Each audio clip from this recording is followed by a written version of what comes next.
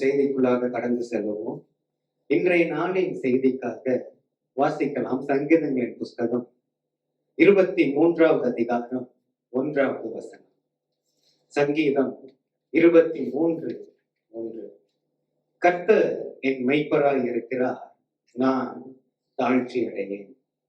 கர்த்தர் என் மெய்ப்பராய் இருக்கிறார், நான் தாழ்ச்சி அடையேன். இந்த சங்கீதம் 23வது அதிகாரம் நம் எல்லோருக்குமே ரொம்ப பரிச்சயமான ஒரு அதிகாரம். நம்முடைய வீட்டில் இருக்கிற எல்லா சிறு பிள்ளைகளையும் நம்ம சிறு வயதிலேயே அவர்களை மனப்பாடம் பண்ண சொல்லுகிற ஒரு அதிகாரம் இந்த சங்கீதம் 23வது அதிகாரம். நம்முடைய வீட்டுக்கு ஒரு விருந்தாளிகள் வந்துட்டாங்கன்னு சொன்னா உடனே விளையாடி கொண்டிருக்கிற பிள்ளைய கூட்டிட்டு வந்து என்ன சொல்லுவோம்? சங்கீதம் 23 நீ மாமாக்கு சொல்லி காமி, அத்தைக்கு சொல்லி காமி, இல்ல அப்படி நம்ம கூப்பிட்டு சொல்லுவோம். அப்போ அவங்க வீட்லயும் ஒரு பிள்ளை, அப்போ அந்த பிள்ளையும் அந்த வசனம் படிக்காம சங்கீதம் 23 மனப்பாடமாக தெரியாமல் இருந்தா அவங்க என்ன சொல்லுவாங்க? உன் தம்பி படிச்சுட்டா பாரு, உன் அக்கா படிச்சுட்டா பாரு, இன்னும் நீ படிக்காம இருக்கிறன்னு சொல்லி அவனை என்ன செஞ்சிருவாங்க? மனப்பாடம் பண்ண வச்சிருவாங்க இல்லையா? ஆக இது எல்லாருக்குமே ஒரு பரிச்சயமான ஒரு சங்கீதம். வேத அறிவு குறைவா இருக்கிறவர்கள் கூட மனப்பாடமாக இந்த சங்கீதம் 23 அவர்கள் சொல்லுவார்கள். கர்த்தருடைய ஜெபத்திற்கு அடுத்தபடியாக எல்லாருக்குமே ரொம்ப தெரிந்த ஒரு வேத பகுதி எதுனா இந்த சங்கீதம் 23வது அதிகாரம். ஆமென். நீங்க வீட்டுல கூட பிள்ளைங்க எல்லாம் ஸ்கூல் காலேஜுக்கு போகும்போது அவங்கள கூப்பிட்டு நீங்க கேட்டீங்கன்னா, பஸ் பைபிள் படிச்சியாடா அப்படின்னு கேட்பீங்க. நான் படிச்சுட்டேன். என்ன படிச்சேன்னா சங்கீதம் 23 படிச்சேன். நீங்க என்னைக்கெல்லாம் கேட்கிறீங்களோ எல்லா நாளும் அவங்க சொல்ற ஒரு பதில் சங்கீதம் 23 படிச்சேன், சங்கீதம் 23 படிச்சேன். ஆனா நீங்க சங்கீதங்கள் புஸ்தகத்தை பாத்தீங்கன்னா சங்கீதம் 23 சின்ன அதிகாரம் இல்லை. சங்கீத புஸ்தகங்களில சங்கீதம் 117வது அதிகாரம் தான் சங்கீத புஸ்தகத்திலேயே சின்ன சங்கீதம். அது 2 வசனம் தான் அதுல இருக்கும். ஆனா நம்ம பிள்ளைங்களுக்கு அது ரொம்ப பரிச்சயமானபடினால அவங்க எப்ப கேட்டாலும் சொல்லுகிற ஒரு வார்த்தை, நான் சங்கீதம் 23 நான் படித்தேன். ஆக இந்த சங்கீதம் 23வது அதிகாரம் 1-6 வசனங்களை நாம் வாசிக்கும் பொழுது நம்முடைய தேவன் அவர் செயல்படுகிற தேவன் என்பதை நம்மால் அறிந்து கொள்ள முடிகிறது. ஆமென். நம்முடைய ஆண்டவர் அவர் ஜீவனுள்ள தேவனாக இருக்கிறார், அவர் செயல்படுகிற தேவனாக இருக்கிறார். அப்ப ஆண்டவர் ஏன் செயல்படுகிறார்? ஆண்டவர் எதற்காக செயல்படுகிறார்? அதனுடைய காரணம், ஆண்டவர் செயல்படுவதற்கான காரணம் என்ன அப்படின்னு கேட்டீங்கன்னா, ஆண்டவர் உங்க மேலேயும் என் மேலேயும் வைத்திருக்கிற கரிசனை, உங்க மேலேயும் என் மேலேயும் வைத்திருக்கிற கரிசனை, அக்கறை, அதனால ஆண்டவர் செயல்படுகிற தேவனாய் இருக்கிறார். ஆமென். அப்ப ஆண்டவர் எப்படிப்பட்ட கரிசனை உடையவர் என்பதை நாம் இன்றைய நாளில் நாம் செய்தியிலே நாம் பார்ப்போம். முதலாவது எழுதி கொள்ளுங்க, ஆண்டவர் தனிப்பட்ட மனிதனுடைய வாழ்விலே கரிசனை உடையவராய் இருக்கிறார். முதலாவது, தேவன் தனிப்பட்ட மனிதனுடைய வாழ்க்கை கரிசனை உள்ளவராய் இருக்கிறார். ஆமென். அவருடைய கரிசனை எப்படிப்பட்ட கரிசனை? தனிப்பட்ட மனிதனுடைய வாழ்க்கையில அவர் கொள்ளுகிற அக்கறை, அவர் கொள்ளுகிற கரிசனை.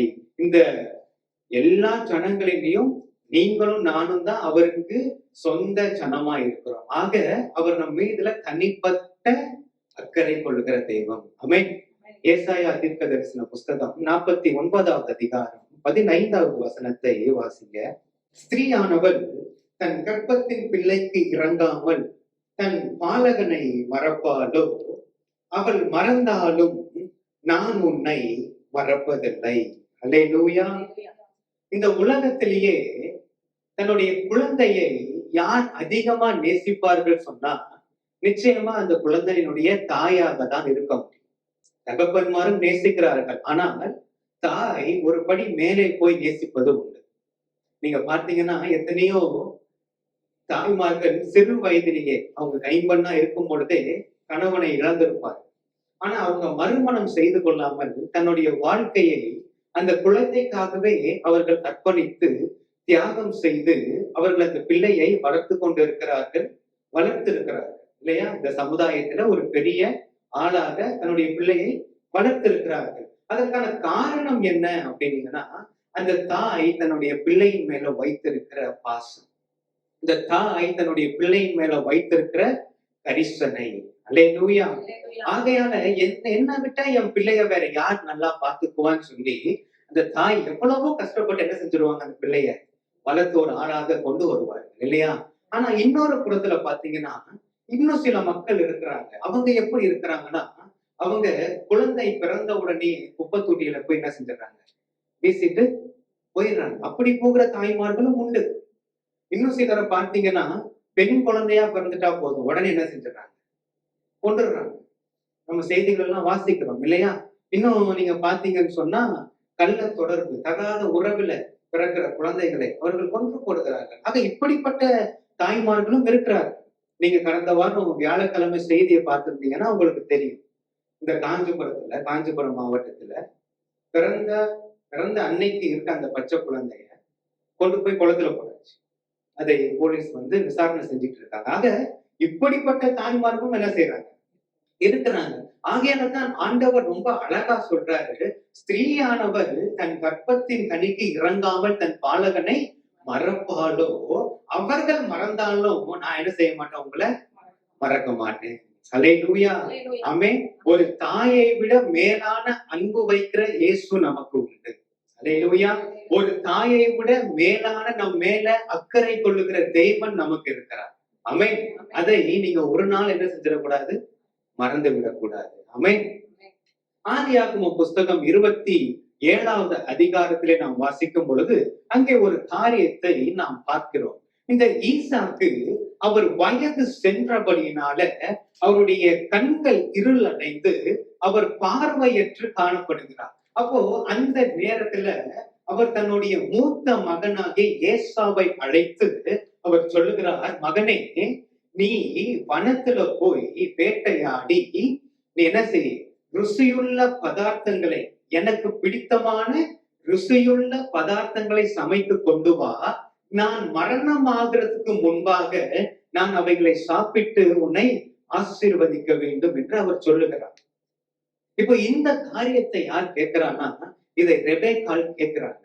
இதை ரெபேக்காள் கேட்டு இளைய மகனாய் இருக்கிற யாக்கோபை அழைத்து அவங்க சொல்றாங்க, நான் சொல்றத நீ செய்ய, நான் சொல்றத நீ கேளு அப்படின்னு அவங்க சொல்றாங்க. அப்போ யாக்கோபு சொல்றாரு, அம்மா, அண்ணன் நிறைய ரோமம் உள்ளவன், அவனுடைய கையில எல்லாம் நிறைய ரோமங்கள் இருக்கும், முடி நிறைய இருக்கும். ஆனா நான் ரோமம் இல்லாதவன். ஒருவேளை அப்பா நான் போகும் பொழுது என்னை தடவி பார்த்து நான் ஏசா இல்ல, நான் யாக்கோபு என்று அவர் கண்டுபிடிச்சிட்டாருன்னா, நான் அப்பா கிட்ட இருந்து ஆசீர்வாதத்தை இல்லாமா நான் என்னத்தை வாங்குவேன், நான் சாபத்தை நான் வாங்கி கொள்வேனே அப்படின்னு அங்க யாக்கோபு அவன் சொல்லுகிறான். அப்போ ரெபேக்கா சொல்றாங்க, அந்த சாபம் என் மேல வரட்டும் அப்படின்னு ரெபேக்கா சொல்லிட்டு தன்னுடைய அண்ணனுடைய விலை உயர்ந்த ஒரு ஆடை, நல்ல நேர்த்தியான ஒரு ஆடையை எடுத்து யாக்கோபுக்கு அதை கொடுத்து விட்டு, நல்ல ருசியுள்ள பதார்த்தத்தை நல்லா செஞ்சு அவன் கையில கொடுத்துட்டு வெள்ளாட்டு தோல் எடுத்து அவனுடைய கைகள்ல கழுத்துல என்ன செஞ்சாங்க, கட்டிட்டாங்க. ஏன்னா இப்ப அவன் எப்படி தெரியும், தடவி பார்த்தா முடி இருக்கிற மாதிரி தெரியும். அதனால அந்த வெள்ளாட்டு தோல் எடுத்து கையில கழுத்துல எல்லாம் என்ன செஞ்சுட்டாங்க, கட்டியாச்சு. இப்ப யாக்கோபு தன்னுடைய தகப்பனாகிய ஈசாக்கை பார்க்க போகிறார். ஈசாக்கு பாவம், அவரே கண்ணு தெரியாம இருக்கிறார். அப்போ அவர் சொல்றாரு, குரல் யாக்கோபின் குரலை போல இருக்கு, ஆனா கைகள் ஏசாவினுடைய கைய போல இருக்குன்னு சொல்லி பாவம் அந்த மனுஷன் தெரியாம முத்தம் கொடுத்து அவனை ஆசீர்வதிக்கிறார். அதுக்கு பிற்பாடு ஏசா வருகிறான். ஏசா இந்த காரியங்கள் எல்லாம் அவன் பார்த்த பிற்பாடு அவன் கோபம் கொள்கிறான். வாசிக்கலாம், ஆதியாகமம் 27வது அதிகாரம் 41வது வசனம். யாக்கோபை தன் தகப்பன் ஆசீர்வதித்ததின் நிமித்தம் ஏசா யாக்கோபை பகைத்து, என் தகப்பனுக்காக துக்கிக்கும் நாட்கள் சீக்கிரமாய் வரும், அப்பொழுது என் சகோதரனாகிய யாக்கோபை கொன்று போடுவேன் என்று ஏசா தன் இருதயத்திலே சொல்லிக் கொண்டான். என்ன சொல்றான் பாத்தீங்களா? அவனுக்குள்ளாக ஒரு கோபம், அவனுக்குள்ளாக ஒரு பகை எழும்பது, யாக்கோபை கொல்ல வேண்டும். அதற்கான ஒரு சமயத்தை அவன் தேர்ந்தெடுக்கிற சமயம் என்னன்னா, இப்போ அவனை கொல்லக்கூடாது. ஏன்னா தகப்பன் எப்படி இருக்கிறாரு, அவர் மரணத்துக்கு ஏதோ அவர் இருக்கிறார் இல்லையா, ரொம்ப வயது சென்றபடியினால அவர் எப்பொழுது வேணாலும் அவருக்கு என்ன செய்யலாம், அவர் மரணிக்கலாம். அதனாலதான் அவர் என்ன செஞ்சார், ஏசாவை அழைத்து, நான் மரணம் அடைறதுக்கு முன்னாடி நான் உன்னை ஆசீர்வதிக்கணும் அப்படின்னு சொல்றாரு. அப்போ இவன் சொல்லிக் கொள்கிறான், என்னுடைய தகப்பனுக்காக துக்கிக்கிற நாள் வரும், அவருக்கு மரணம் அடைந்ததுக்கு பின்பு நான் என்ன செய்ய போறேன், யாக்கோபை நான் கொன்று போட போறேன். இப்ப இந்த காரியம் யாருக்கு தெரிய வருதுன்னா, இது ரெபேக்காளுக்கு தெரிய வருது. இது ரெபேக்காளுக்கு தெரிய வந்த உடனே இப்ப யாக்கோபை எங்க அனுப்புறாங்கன்னா, தன்னுடைய தம்பி ஆகிய லாபானுடைய வீட்டுக்கு யாக்கோபை அனுப்புறாங்க. யாக்கோபை அங்கே அனுப்புவதற்கு 2 காரணம். ஒரு காரணம், ஏசாவினுடைய கோபம் தண்ணீர வரையில எங்க இருக்கணும், தன்னுடைய மாமன் வீட்டுல இருக்கணும். 2வது காரணம், ஏசா என்ன பண்ணிட்டான்னா அந்நிய பெண்களை திருமணம் செய்து. இப்போ யாக்கோபும் இதே காரியத்தை செய்துவிடக் கூடாது என்பதற்காக இவனை எங்க அனுப்புறாங்க, தன்னுடைய மாமனுடைய வீட்டுக்கு அனுப்புறாங்க. அது நீங்க வாசிங்க, ஆதியாகமம் 26வது அதிகாரம் 35வது வசனத்தை நீங்க வாசிக்கும் பொழுது, அவர்கள் ஈசாக்குக்கும் ரெபேக்காளுக்கும் மனநோவாய் இருந்தார்கள். எப்படி இருந்தாங்க, மனநோவாய் இருந்தாங்க. அந்நிய நுகத்துல போய் அவன் திருமணம் செய்தனால வந்த மருமக்கமார் எப்படி இருந்தாங்கன்னா, ஈசாக்குக்கும் ரெபேக்காளுக்கும் மனநோவாய் இருந்தாங்க. அவங்களால இதையே தாங்க முடியல. இதுல இவன் யாக்கோபும் இதே காரியத்தை செய்வானால் அது இன்னும் ரொம்ப கஷ்டமாக ஆகிவிடும், என்னால தாங்கிக் கொள்ள முடியாது என்று அவனை இந்த ஒரு காரணத்திற்காகவும் அவனை எங்க அனுப்புறாங்க, தன்னுடைய மாமன் வீட்டுக்கு யாக்கோபை அனுப்புறார்கள். இன்றைக்கு அநேக வாலிப பசங்க கேட்கிறாங்க, நாங்க ஏன் அந்நிய நபத்துல நாங்க திருமணம் செய்யக்கூடாது, அந்நிய நபத்துல நாங்க திருமணம் செய்தால் எங்களுக்கு என்ன தவறு, எங்களுக்கு ஒருவரை ஒருவர் எங்களுக்கு பிடித்திருக்குது, எங்களுக்கு என்ன பிரச்சனை, எது இருந்தாலும் நாங்க பாத்துக்குவோம் சொல்றாங்க, கேட்கிறாங்க. நாங்க ஏன் பண்ணக்கூடாது, ஏன் பண்ணக்கூடாது தெரியுமா? உங்களுக்கான ஒரே பதில், ஆண்டவர் சொன்னார் பண்ணக்கூடாது, அவ்வளவுதான். அல்லேலூயா. ஆண்டவர் சொன்னாரு, அவ்வளவுதான். நீங்க பாத்தீங்கன்னா ஆண்டவருக்கு எதிர்த்து பேசுறது பிடிக்காது. நீங்க அப்போஸ்தலர் 9வது அதிகாரத்தை வாசிக்கும் பொழுது ஆண்டவர் அனனியாவை கூப்பிட்டு சொல்றாரு, நீ நேர் தெருவுன்ற தெருவுல போ, அங்க ஒருத்தனுக்காக நீ போய் ஜெபம் பண்ணுன்னு சொல்லும் பொழுது அனனியா சொல்றாரு, ஐயோ ஆண்டவரே, அவன் சபையெல்லாம் துன்பப்படுத்தின மனுஷனாச்சே, அவன் எங்கேயும் வந்து கிறிஸ்தவர்களை ஒடுக்கிறதுக்கு தானே வந்திருக்கிறான். ஆனா அடுத்த வசனத்துல ஆண்டவர் சொன்னது ஆரம்பத்திலேயே, நீ போ. அடுத்த வருஷம் ஆரம்பிக்கும் போது எப்படி ஆரம்பிக்கும், நீ போ. அப்படின்னா எனக்கு தெரியும், நீ போ. ஆண்டவர் எதை செய்தாலும் நம்முடைய நன்மைக்காக செய்கிற தெய்வம். அல்லேலூயா. வசனம் சொல்லுகிறது, பொல்லாதவர்களாகிய நீங்கள் உங்களுடைய பிள்ளைகளுக்கு நல்ல ஈவுகளை கொடுக்க அறிந்திருக்கும் பொழுது பரமபிதா உங்களுக்கு நன்மையை செய்ய மாட்டாரா? இல்லையா? நம்மலாம் யாரு? நம்மளாம் பொல்லாதவர்கள் இல்லையா? நம்ம பொல்லாதவர்கள், நம்ம பிள்ளைக்கான நம்ம என்ன செய்யறோம், நல்லதை நம்ம செய்யணும் நம்ம யோசிக்கிறோம்ல. அப்போ நம்மளே யோசிக்கும் போது நம்மை உண்டாக்கின தேவன் நமக்கு தீமையை யோசிப்பாரா? நமக்கு நன்மையை தான் யோசிப்பார் இல்லையா? அல்லேலூயா. அதனாலதான் ஆண்டவர் செய்யும் சொன்னா அந்த காரியத்தை செய்யணும், ஆண்டவர் செய்யாதுன்னு சொன்னா அந்த காரியத்தை என்ன செய்யக்கூடாது, செய்யக்கூடாது. அவ்வளவுதான். அல்லேலூயா. இப்போ இந்த யாக்கோபு பாருங்க, இவர் வந்து இப்போ அவங்க வீட்டுல இருந்து இவர் அனுப்புறாங்க, தன்னுடைய மாமன் வீட்டுக்கு நீ போ என்று சொல்லி அவரை அனுப்புறார்கள். இவர் வெளியே வராரு. வெளியே வந்து பேர்சபாவை விட்டு இவர் அப்படியே பிரயாணம் பட்டு வராரு. சூரியன் இப்ப என்ன செய்யுது, மறையுது. அப்ப அந்த நேரத்துல அங்க கீழே இருக்கிற ஒரு ஒற்றை கல்லை எடுத்து தன்னுடைய தலையில் கீழே வைத்து அவர் படுக்கிறார். நல்லா யோசிச்சு பாருங்க, இந்த யாக்கோபு ஏசாவை போல இல்ல. ஏசா வனத்துல போய் வேட்டையாடுகிறார், ஏசா வெளியே போய் நிறைய பயிற்சி இருக்கு. ஆனா யாக்கோபு அப்படி அல்ல. யாக்கோபு கூடாரவாசி, அவன் வீட்டை சுத்தியே இருக்கிற பையன். வீட்டுல எல்லாருக்குமே ரொம்ப பிரியமான ஒரு பையன் யாரு, யாக்கோபு இல்ல? நம்ம வீட்டுல கூட மூத்தவனை காட்டுல இளைய பிள்ளைய என்ன செய்வோம், ரொம்ப செல்லம் கொடுத்து வளர்ப்போம் இல்ல? பாவம், இளைய பிள்ளை செய்யற சேட்டைக்கெல்லாம் சேர்த்து யார் தான் வாங்கி கட்டோம், மூத்த பிள்ளை தான் வாங்கி கட்டோம் இல்ல? இது போலதான் யாக்கோபும் ரொம்ப செல்ல பிள்ளையா இருந்தாரு, எல்லாருக்குடைய அன்புக்குரிய ஒரு பிள்ளையாய் வளர்ந்திருப்பாரு. ஆனா இப்ப அவருடைய வாழ்க்கையில ஒரு சூழ்நிலை வருது பாருங்க. அவர் தனியே விடப்படுகிறார். தகப்பனால உதவி செய்ய முடியல. தகப்பன் வயது சென்றாயிரு. இப்போ அவர் இருக்கிற வரைக்கும் வேணா யாக்கோபுக்கு ஒரு பாதுகாப்பு. ஆனால் அவர் இறந்து போனதுக்கு பிற்பாடு ரெபேக்காளால யாக்கோபை காப்பாற்ற முடியாது. ஏன்னா ஏசா அவனை கொலை செய்ய வேண்டும் என்று. இப்போ இப்படிப்பட்ட ஒரு நேரத்துல இப்போ யாக்கோபை தனியே அனுப்புகிறார்கள். அவன் தனியே வெளியே போகிறான். தன்னுடைய வாழ்க்கையில யாக்கோபு யோசிச்சு கூட பார்த்திருக்க மாட்டார் இப்படி ஒரு நிலைமை தன்னுடைய வாழ்க்கையில வரும். இப்படி ஒரு தனிமையை நான் என்னுடைய வாழ்க்கையில நான் அனுபவிக்க வேண்டும் என்று யாக்கோபு நினைத்து கூட பார்த்திருக்க மாட்டார். ஆனா ஒரு நேரம் தனிமையின் பாதைக்குள்ளாக அவர் கடந்து சென்றார். ஆனா அந்த நேரத்துல ஆண்டவருடைய வார்த்தை யாக்கோபுக்கு வருகிறது. வாசிக்கலாம் ஆதியாகமம் 28வது அதிகாரம் 15வது வசனம். நான் உன்னோட இருந்து நீ போகிற இடத்திலெல்லாம் உன்னை காத்து இந்த தேசத்துக்கு உன்னை திரும்பி வர பண்ணுவேன். நான் உனக்கு சொன்னதை செய்யும் அளவும் உன்னை கைவிடுவதில்லை என்றார். அல்லேலூயா. ஆண்டவர் சொல்றார் யாக்கோபை பார்த்து, நான் உன் கூட இருந்து நீ போற இடத்துல எல்லாம் நான் உன்னை காத்து கொள்ளுவேன். நீ திரும்ப இந்த தேசத்துக்கு நினைச்சுவேன், உன்னை கொண்டு வருவேன். நான் சொன்னதை நிறைவேற்ற அளவு நான் என்ன செய்ய மாட்டேன், உன்னை கைவிட மாட்டேன். அல்லேலூயா. தகப்பனும் தாயும் நம்மை கைவிட்டாலும் கர்த்தர் நம்மை சேர்த்துக் கொள்ளுகிற தேவனாய் இருக்கிறார். அல்லேலூயா. ஆமென். இன்றைக்கு இந்த செய்தியை கேட்டுக் கொண்டிருக்கிற உங்களில் சிலர் கூட இப்படிப்பட்ட ஒரு தனிமையின் வழியிலே நீங்கள் கடந்து கொண்டு இருக்கலாம். நீங்கள் குடும்பத்தினரால் கைவிடப்பட்டு இருக்கலாம். நீங்கள் மக்களால புறக்கணிக்கப்பட்டு நீங்கள் நிந்தனைக்குள்ளாக உட்படுத்தி நீங்க காணப்படலாம். நீங்க சொல்லலாம், ஐயோ என் வாழ்க்கையில எல்லாமே நல்லாதான் போயிட்டு இருந்துச்சு, ஆனா இப்ப என்ன நடந்துச்சுன்னு தெரியல. அப்படியே என் வாழ்க்கையே தலைகீழாக மாறிவிட்டது.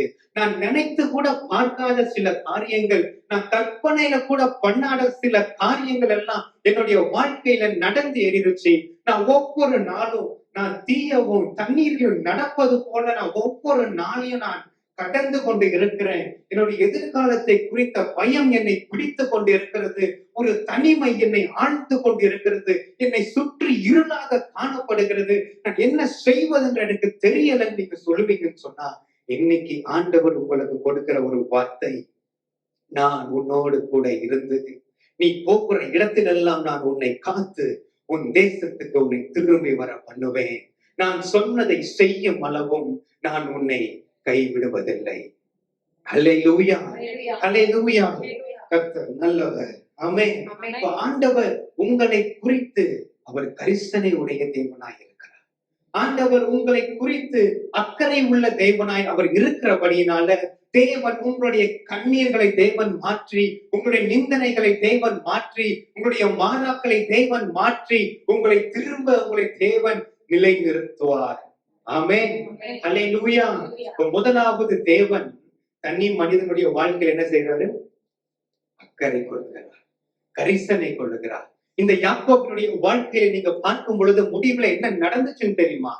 யாக்கோபுடைய அண்ணனாகிய ஏசா அந்த பகையை தேவன் மறக்கும்படி செய்தார். யாக்கோபை இரு பரிவாரங்களோடு திரும்ப தேசத்துக்கு தேவன் சொன்னபடியே அழைத்து வந்தார். ஆமென். இன்றைக்கு அதே தேவன் உங்களையும் தேவன் உயர்த்துவார். உங்களுடைய நிலையிலே தேவன் உங்களை கொண்டு வந்து உங்களை நிறுத்துவார். எத்தனை பேர் ஆமென் சொல்றீங்க? அல்லேலூயா.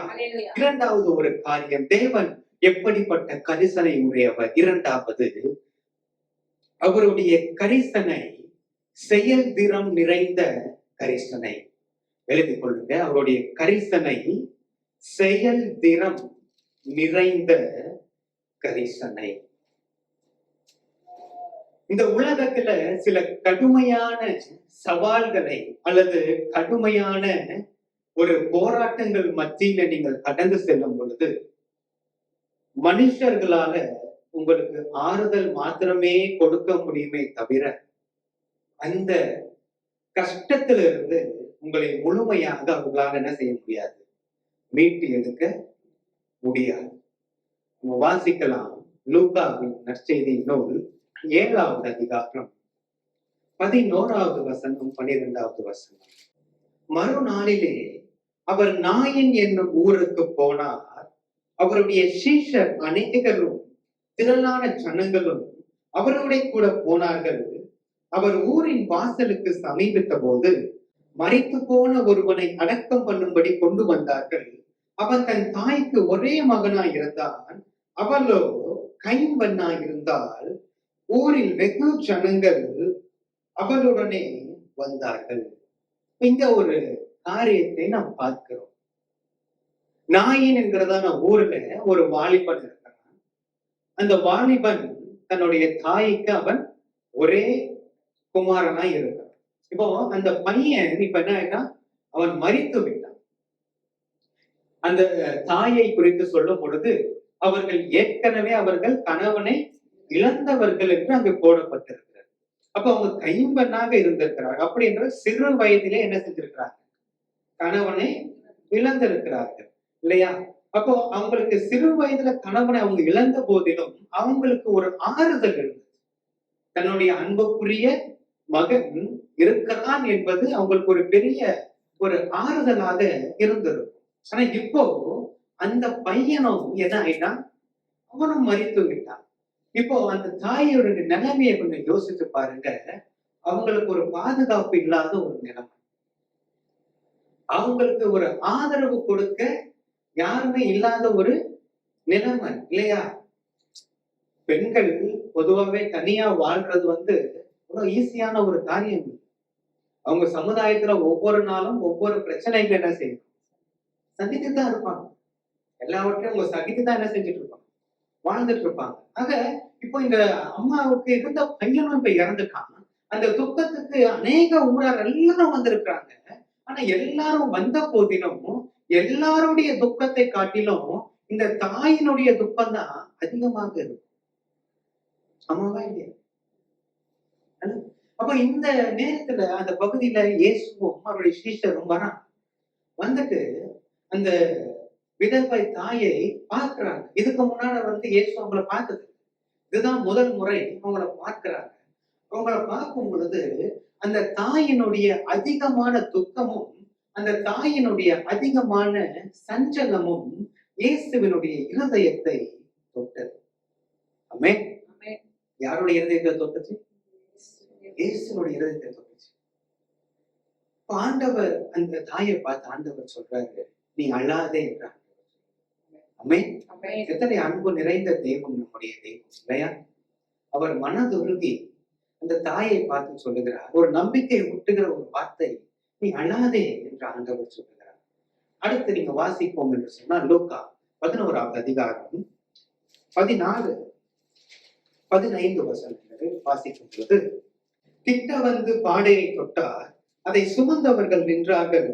அப்பொழுது அவர், வாலிபனை எழுந்திரு என்று உனக்கு சொல்லுகிறேன் என்றார்.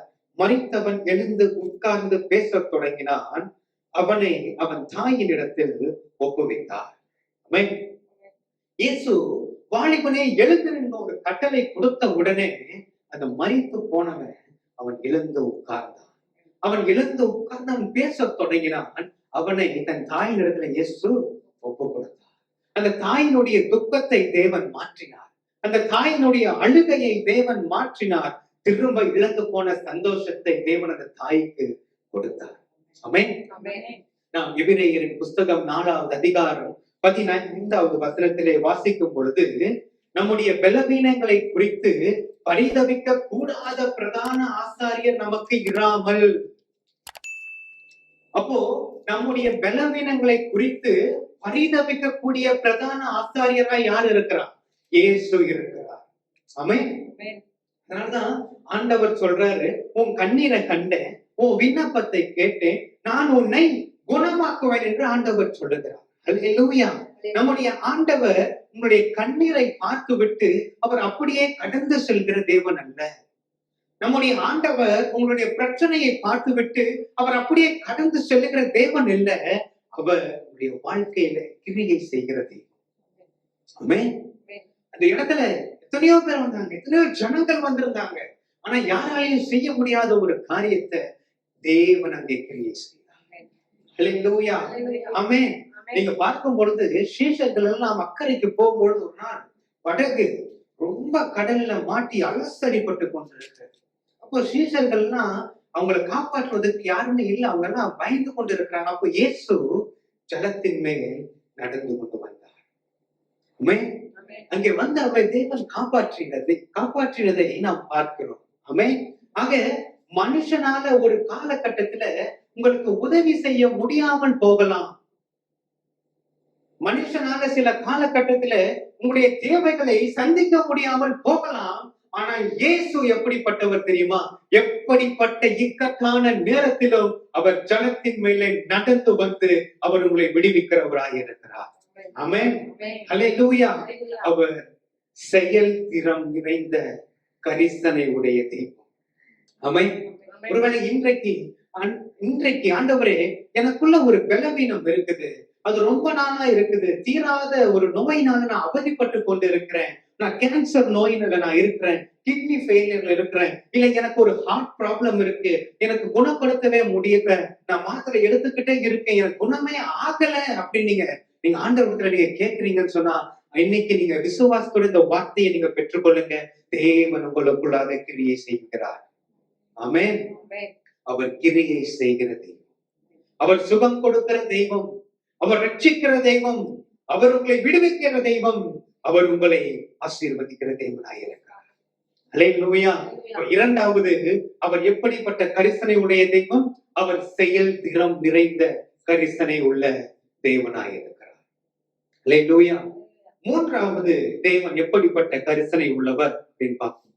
மூன்றாவது, தேவன் பரிபூரணமான கரிசனை உடையவர். எடுத்துக் கொள்ளுங்க. மூன்றாவது, தேவன் பரிபூரணமான கரிசனை உடையவர். வாசிக்கலாம் 2 பேதுரு 1வது அதிகாரம் 11வது வசனம். இவ்விதமாய் நம்முடைய கர்த்தரும் இரட்சகருமாகிய இயேசு கிறிஸ்துவினுடைய நித்திய ராஜ்யத்திற்கு உட்மட்டும் பிரவேசம் உங்களுக்கு பரிபூரணமாய் அளிக்கப்படும். அவருடைய பரிபூரணமான கரிசனை என்ன அப்படின்னா, தேவனுடைய ராஜ்யத்துல நம்மை ஏற்றுக்கொள்வது. ஆமென். ஆகையாலதான் யோவான் 3வது அதிகாரம் 16வது வசனத்தை நாம் வாசிக்கும் பொழுது, தேவன் தம்முடைய ஒரே பேரான குமாரனை விசுவாசிக்கிறவன் எவனோ அவன் கெட்டு போகாமல் நித்திய ஜீவனை அடையும்படிக்கு அவரை தந்தருளி இவ்வளவாய் இந்த உலகத்தில் அன்பு கூர்ந்தார். ஆக ஆதி மனுஷர்கள், நம்முடைய முற்பிதாக்கள், அவர்கள் செய்த ஒரு பாவத்தின் நிமித்தமாக இப்ப என்ன ஆயிடுச்சுன்னா, ஒரு பலி தேவைப்படுகிறது, ஒரு சாக்ரிஃபைஸ் தேவைப்படுகிறது. இப்போ அதனால இப்ப ஆண்டவர் என்ன செய்யறாருன்னா, தேவன் தம்முடைய ஒரே பேரான குமாரன் ஆகிய இயேசுவை நமக்காக இந்த உலகத்திலே தேவன் அனுப்புகிறார். ஆமென். எதற்கு தெரியுமா? நாம் நீதிமானாய் மாற வேண்டும் என்பதற்காக. எதற்கு தெரியுமா? நமக்கு நித்தியத்தை கொடுக்க வேண்டும் என்பதற்காக. ஆமென். மனுஷன் செய்த பாவம், அவன் என்ன பலிகளை செலுத்தினாலும் இந்த பரலோக ராஜ்யத்துக்குள்ளாக பிரவேசிக்கிற அந்த காரியத்தை சரி செய்ய முடியாத அளவுக்கான ஒரு பாவத்தை செய்துவிட்டான். அதை சரி செய்ய வேண்டுமானால் ஒரு மனிதன் வந்து அவன் பலியாகி அவன் திரும்ப உயிரோட கூட எழும்ப வேண்டும். அப்படிப்பட்ட ஒரு மனுஷன் இந்த உலகத்துல இருக்கிறானா? இல்ல. எந்த மனுஷன் என்ன செத்துட்டா அவ்வளவுதான், யாரும் என்ன செய்ய முடியாது, எழும்ப முடியாது இல்ல. ஆகையால்தான் ஆண்டவர் தம்முடைய ஒரே பேரான குமாரனை இந்த உலகத்துக்காக அனுப்பினார். ஆமென். எதற்காக தெரியுமா?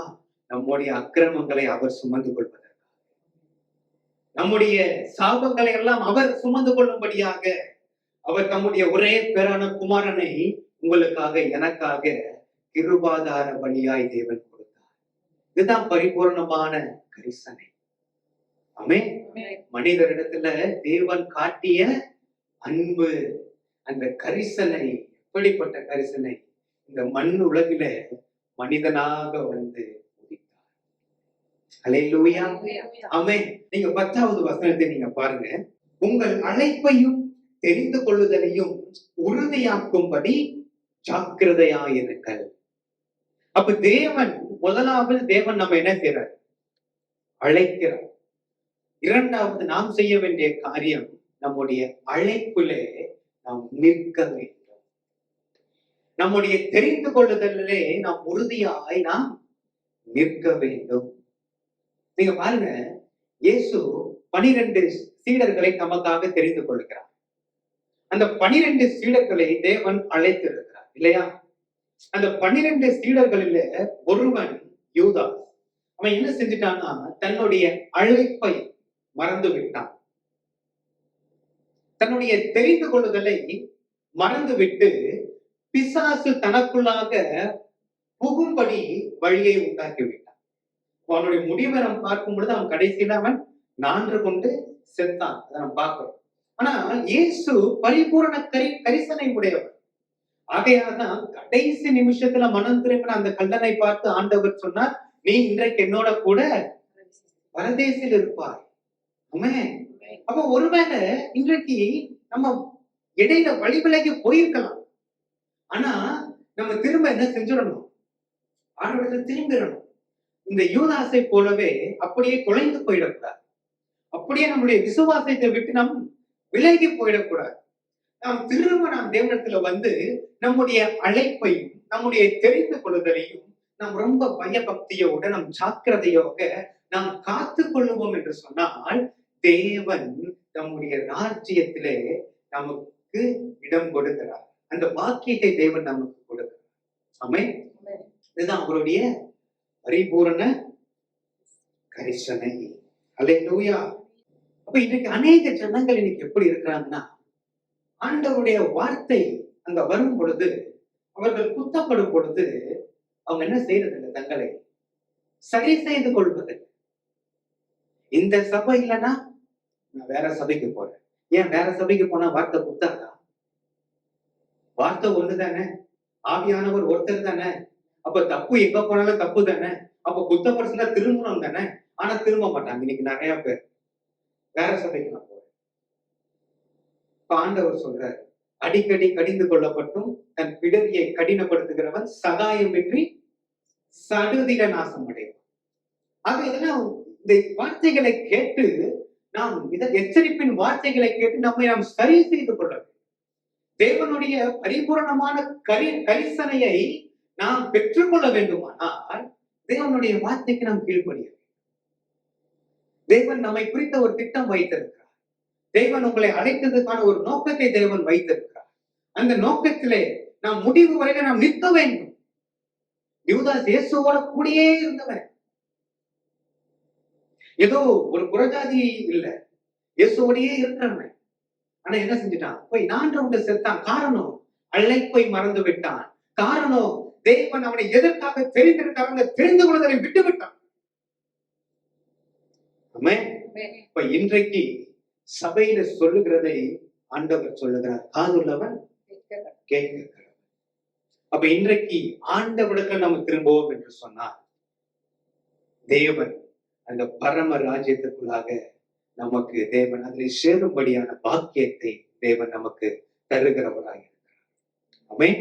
இதான் வசனம் சொல்லுகிறது, விழுந்தவன் எழுந்துகிறது இல்லையோ, வழி தப்பினவன் திரும்புகிறது இல்லையோ.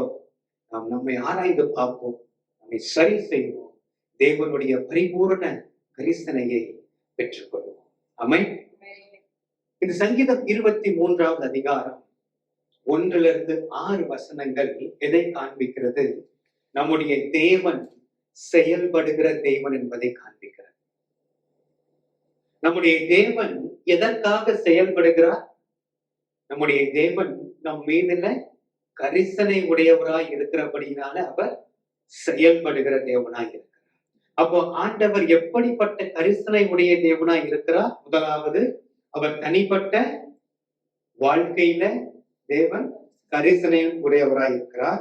இரண்டாவது, அவருடைய கரிசனை செயல்திறன் நிறைந்த கரிசனையாய் இருக்கிறது. மூன்றாவது, அவருடைய கரிசனை பரிபூரணமான கரிசனையாய் இருக்கிறது. அல்லேலூயா.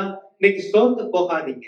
என் மேல அன்பு செலுத்த யாருமே இல்லை, என் மேல அக்கறை செலுத்த யாரும் இல்லை, என் மேல கரிசனை காட்ட யாருமே இல்லை நினைக்காதீங்க. ஆண்டவர் உங்களுக்கு கரிசனையாயிருக்கிறார். ஆமென். வானத்தையும் பூமியும் உண்டாக்கின தேவன், அவருடைய கரிசனை உங்களுக்கு இருக்கிறது.